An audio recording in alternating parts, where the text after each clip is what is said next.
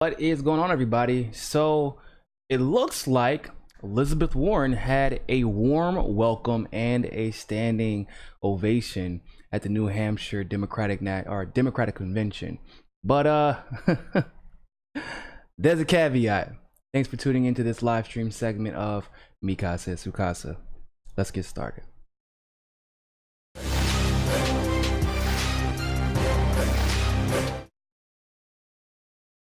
So, everybody at this point should pretty much generally accept the popularity of Elizabeth Warren in the New England area, and I don't think anybody should be surprised by her popularity there.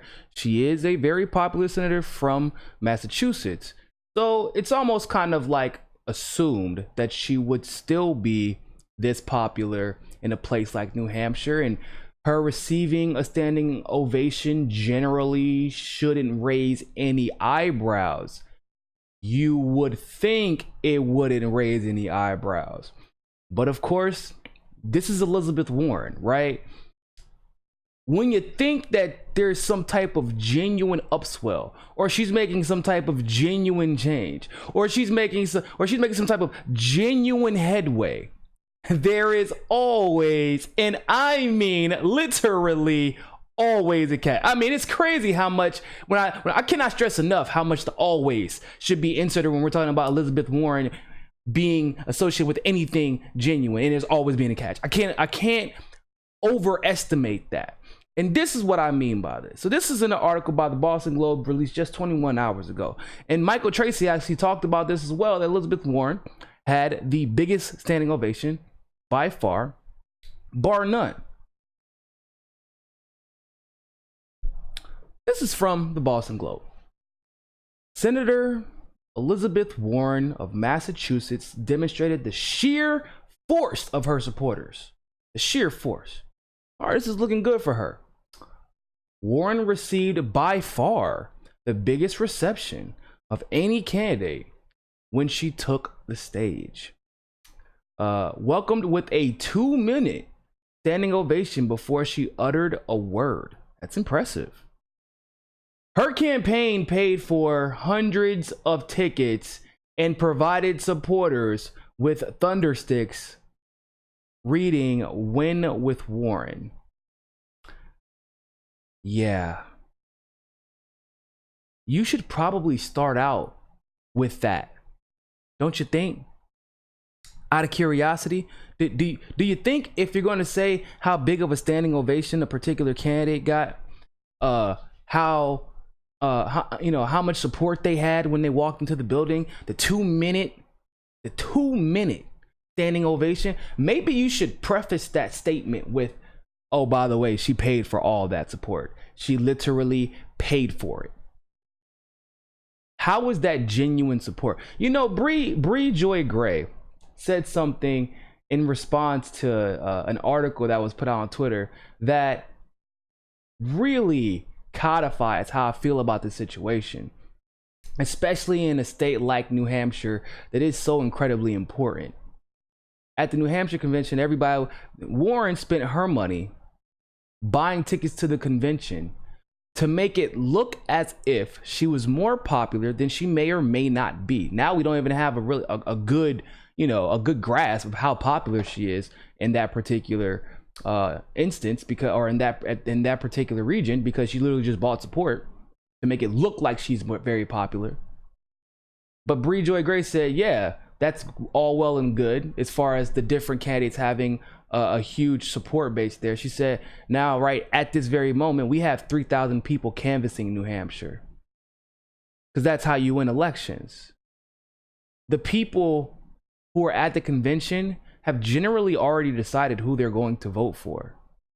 Generally. But in situations like this, do we know if these people are Elizabeth Warren supporters? Do you know who here gets Elizabeth Warren emails? I do. I get them from Elizabeth Warren, Julian Castro, Bernie Sanders, Tulsi Gabbard, Joe Biden, Kamala Harris. I get them from everybody.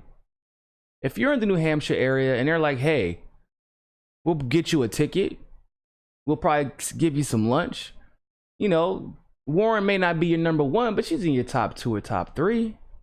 come out and cheer for her.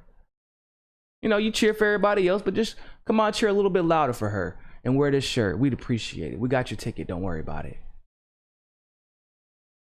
How is that viewed as anything other than disingenuous? How is that? Is that even legal? Like, should we be looking through some campaign finance documents to make sure that this isn't completely and totally illegal in all seriousness? Because last time I checked, using campaign funds to pay for tickets to a major campaign event, like, I don't know why I feel like that's like a really super gray but almost not gray area that I feel like maybe we should be looking into. But it's just weird to me how the Boston Globe is selling this as it's like this magnificent achievement on behalf of Elizabeth Warren. Like, no. Cool. She paid. If Bernie wanted to pay people to show up for him, oh, there would have been way more Bernie people. If he wanted to pay people to show up to pretend like they support him, oh, there would have been way more, because he actually has more supporters. I know for a fact that's Tulsi had a way bigger standing ovation than Warren did, and Cali way more support. Now, granted, Warren had the second largest support at the convention, but when Tulsi walked in versus when Warren walked in, it wasn't even close. And now we have to ask the question, was Warren's support organic in the California Democratic Convention? Because I know for a fact that Tulsi's was. I know for a fact that Bernie's was. Bernie, Tulsi, and Kamala Harris just, she shit the bed there. But you got to start wondering how much of this support for Warren is genuine, and how much of it is manufactured, and how much is the establishment funding her and paying her campaign through bundling and all that good stuff to make it look like she had this much support, because Biden it's his departure from this election is imminent. I think we can all agree. And then with Kamala being knocked out the race, Bernie still hovering in that top 2 spot, but we all know how that game goes. They're pretending. I'm telling you, bro, whenever you have a Bernie Sanders poll, and y'all know the game, I have not endorsed Bernie, but I am not naive to the support Bernie has. You got to add 15 points every poll. That's not an exaggeration, because he has that much more support. He has that much more grassroots activism. He has that much more when we're talking about individual donors. So, like, they know that Warren is really their last hope to see any type of establishment player make a major splash before the convention. And if Warren fails, then it's over. So I wouldn't be surprised if there were a lot of establishment masterminds behind, putting up this image that Warren is like, oh, she was always our top pick. She was, she's always had this type of support. Now, look, I said, I'm not naive though. She does have a lot of support in New England. That's why everybody wanted her to endorse Bernie in 2016 before New Hampshire, because she had so much support in New England, which is, for those of you who don't know, Massachusetts, New Hampshire, Rhode Island. I might be missing a state, but Connecticut, I think, is the other one. So she is popular there, but let's not get it twisted. She ain't standing ovation for 2 minutes popular. I mean, she is, but as long as she pays for it, right? Appreciate y'all tuning into this live stream segment of Mika Says Sukasa, and always remember, more than anything else, find your balance. Peace. Hey, don't forget to hit that subscribe button if you like that segment of Mika Says Sukasa. Also, you can help us upgrade the studio and take this show on the road to cover the on-the-ground politics that you love by clicking on that GoFundMe link in the description and donating literally anything. Anything helps. Also, you can follow us on Rockfin, on Twitter, and on Facebook as well. And hey, more than anything else, people, always remember, find your balance.